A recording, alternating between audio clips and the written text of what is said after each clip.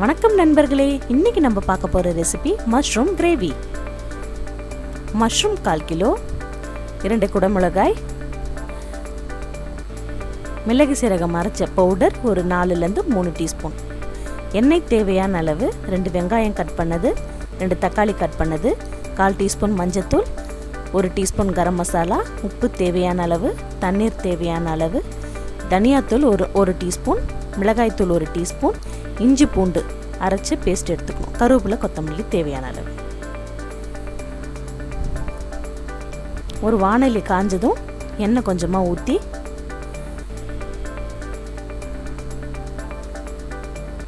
வெங்காயத்தை போட்டு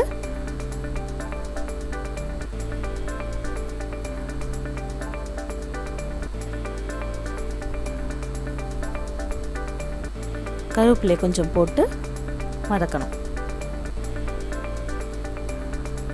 தக்காளி 2 போட்டு அதையும் வதக்கணும். உப்பு தேவையான அளவு.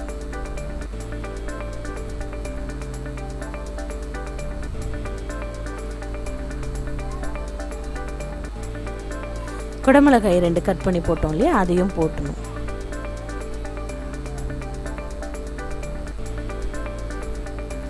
இஞ்சி பூண்டு 1லேருந்து 1.5 டீஸ்பூன் போட்டு பச்சை வாசனை போகிற வரைக்கும் கொஞ்சம் நல்லா வதக்கிட்டு 1/4 டீஸ்பூன் மஞ்சத்தூள்,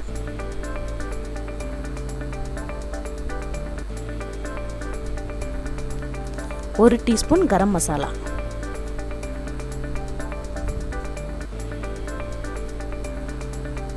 ஒரு டீஸ்பூன் மிளகாய்த்தூள்,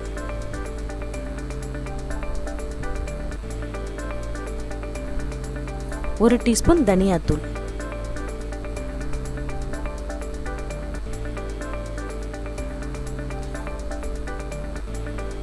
மஷ்ரூம் கட் பண்ணி வச்ச மஷ்ரூமை ஃபுல்லாத்தையும் போட்டு நல்லா கிளறி மசாலா எல்லாம் ஒன்றா சேர்ற மாதிரி கிளறி விடணும்.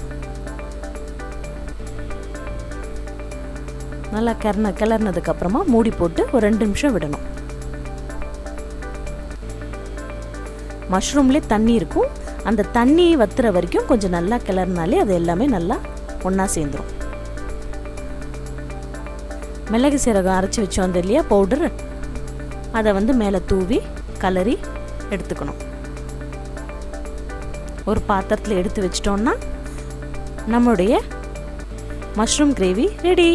நன்றி, வணக்கம்.